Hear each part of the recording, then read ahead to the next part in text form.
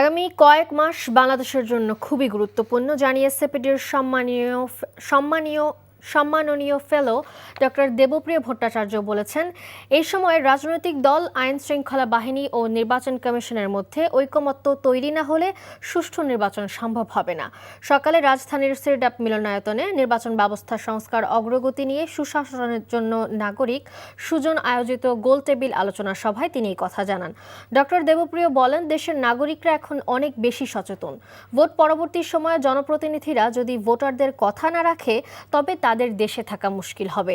থানা থেকে লুট হওয়া অস্ত্র উদ্ধার করা না গেলে এটা নির্বাচনের জন্য অশনি সংকেত হয়ে দাঁড়াবে বলেও জানান তিনি।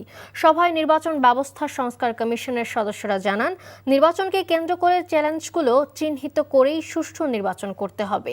এর জন্য বিদ্যমান আইনগুলো বাস্তবায়নের পাশাপাশি প্রার্থীরা আচরণবিধি মানছেন কিনা সে বিষয়ে নির্বাচন কমিশনের নজরদারি জোরদার করতে হবে।